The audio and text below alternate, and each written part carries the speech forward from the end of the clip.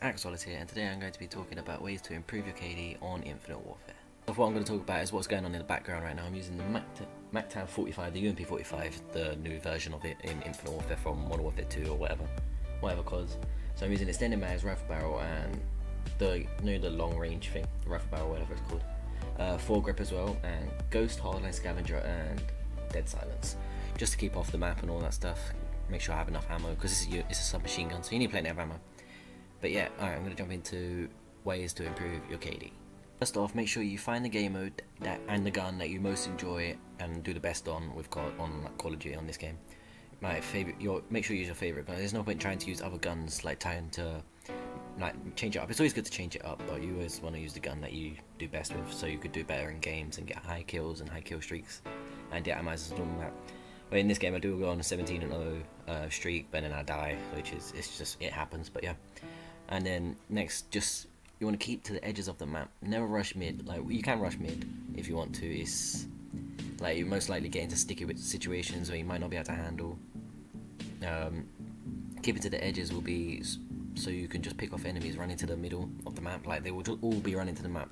And just make sure you don't play like objective. If you play objective games, always keep to the edges of the map, because you'll be able to kill people going to jump onto the flags, like A flag, C flag. If you just keep changing between A and C flag.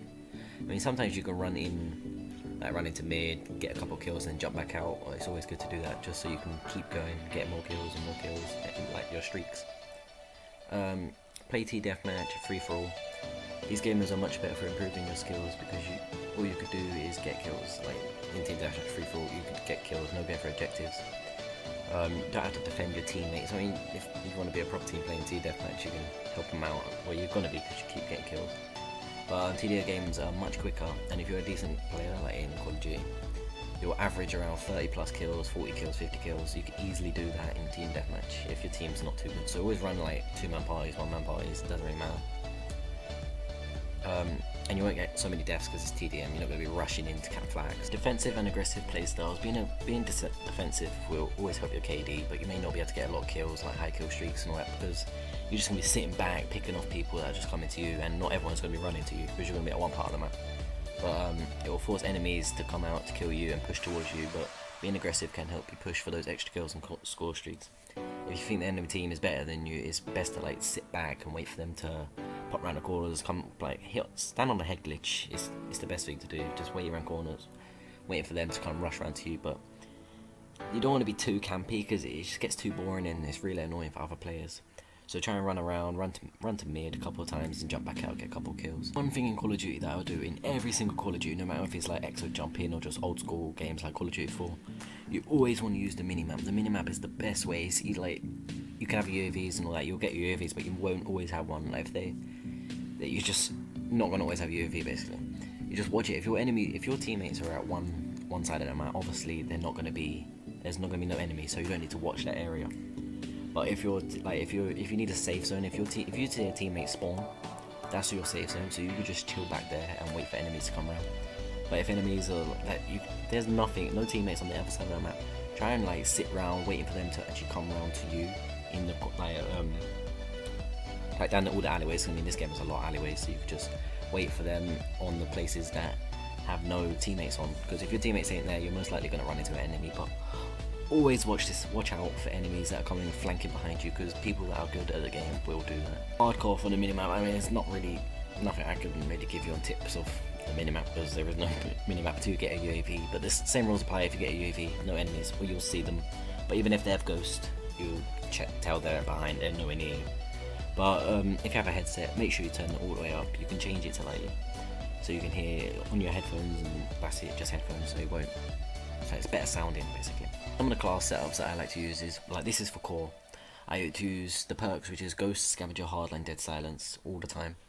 Guns, using the NV4, K-Bar, MACTAV 45, which is the UMP, or the RPR Evo, submachine gun. Or for hardcore, using Ghost, Hardline, Dead Silence, because you don't need Scavenger for it, Hardline. I mean, unless you want to go on an insane gun streak. Yes, Scavenger is not a must, basically. Just Hardline is one of the best perks in the game. It's so good, but it only works for the first 8 kills, the Hardline bonus or something like that. I have no idea. But it's better to get if you want to go for the atomizers, using Hardline is the best. Using attachments for NV4 or whatever gun or the K-bar. The sight is preference basically. You can use the ELO sight or red dot. Doesn't really matter. Extended mags, quick draw. Quick draw is a must. Like you want to aim down the sight, especially in hardcore. It's the best. FMJ is easier to kill head glitchers that are just sitting behind stuff all the time, or silencer, which is preference. But yeah, and the button layout, you want to use stick and move for these jump boost games are the best, but it's all, of course, it's preference. Stick and move is it makes me 10 times easier to jump around the map and get out of sticky situations. The score streaks you want to use are UAV, counter UAV, advanced UAV for like mainly core, because counter UAV you don't really use them in hardcore. You can to block off if enemies get a UAV. It's always good to counter it. Advanced UAV always to see which way directions they're going. 10 times better than the UAV, but it doesn't last too long. Or you could chuck in the Warden for like extra kills if you want to go on high kill streaks or whatever like that. You just want to get loads of kills in TDM, or 3-4 if you just want to end the game quickly. Use that. But if you want to go on long gun streaks for the Deatomizer and Jug Medal, it's better to use the UAVs and advanced UAV, and like counter UAV for when the enemies get UAV themselves if you don't have ghosts, so you could just stay off the radar at all time. Make sure you guys check out the main channel, Activision. I'll put the link in the description. They're posting a ton of new gameplays because we've got a bunch of new members in the clan. My introduction video is going to go up soon, so thanks to anyone that subscribes from that channel. Oh yeah, thanks for watching, and I hope to catch you guys in the next one. The gameplay in the background was just my 70-second Deatomizer, just to end off the game, end off the commentary. But yeah, thanks for watching, peace.